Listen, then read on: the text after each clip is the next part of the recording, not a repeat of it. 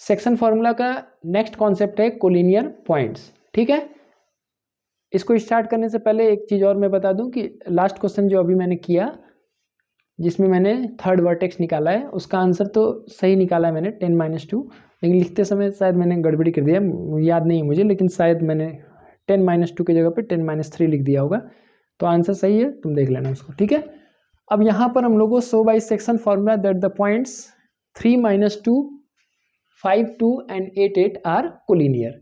ये 3 पॉइंट को collinear prove करना है। कोलिनियर का मतलब होता है all the 3 points lie on the same line. ठीक, इसको प्रूव करना है, यानी पहले हम फिगर नहीं बनाने वाले हैं, पहले हम मान लेंगे कि 5-2 जो है इन दोनों के ज्वाइन को डिवाइड कर रहा है।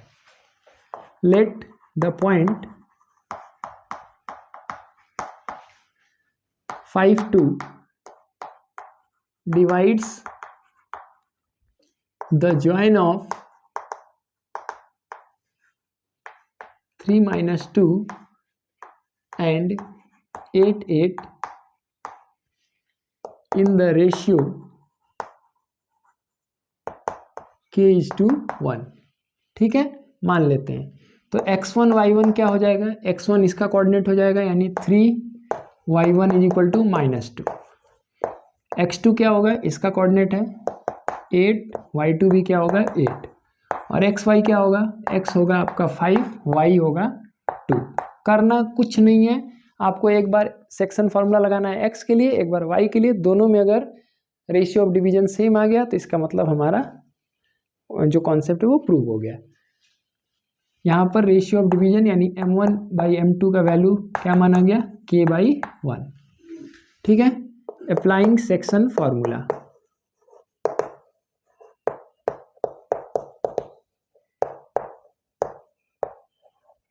तो क्या होगा, x = क्या लिखते हैं, m1x2 + m2x1 / m1 + m2।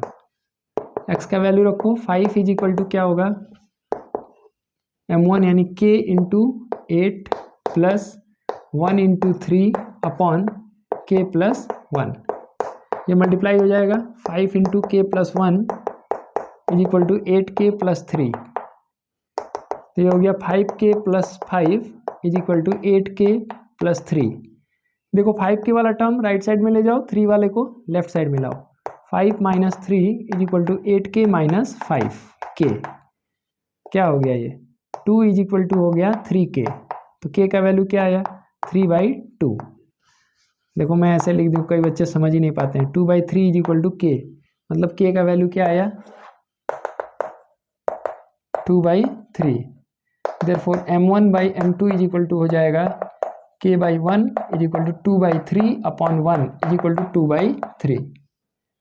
अब यही चीज़ हम लोग y के लिए निकाल के देखेंगे। अगर दोनों केस में रेशियो ऑफ डिवीजन सेम आया तो इसका मतलब ये तीनों पॉइंट क्या हैं, कोलिनियर है। Again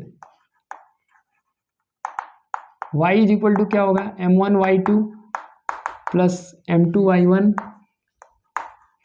/ m1 + m2। तो y का वैल्यू रखो, 2 = हो जाएगा k × 8 + 1 × -2 upon k + 1।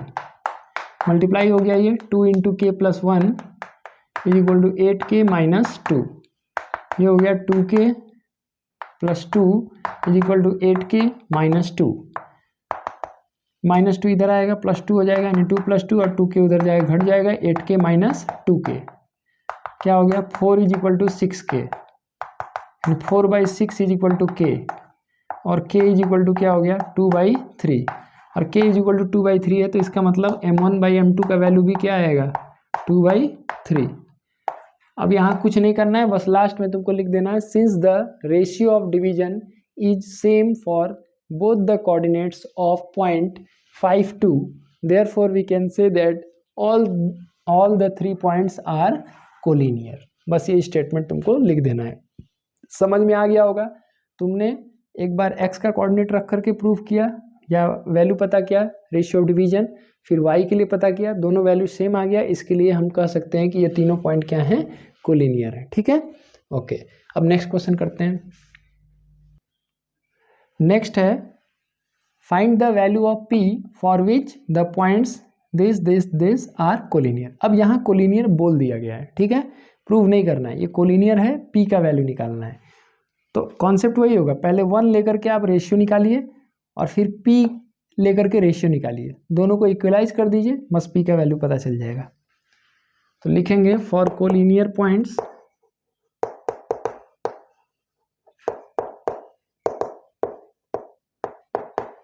the ratio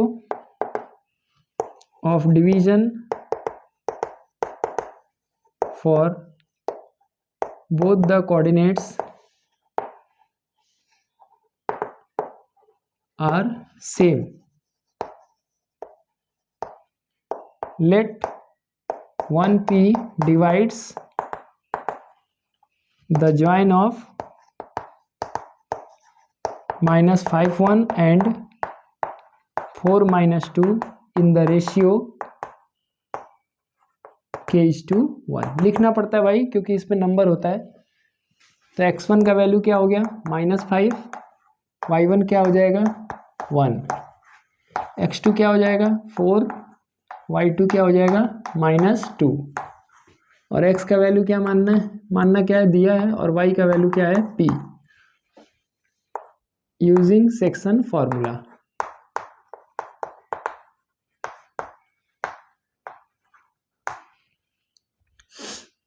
section formula, तो x इज इक्वल टू क्या होगा m1 x2 plus m2 x1 by m1 plus m2, ठीक है।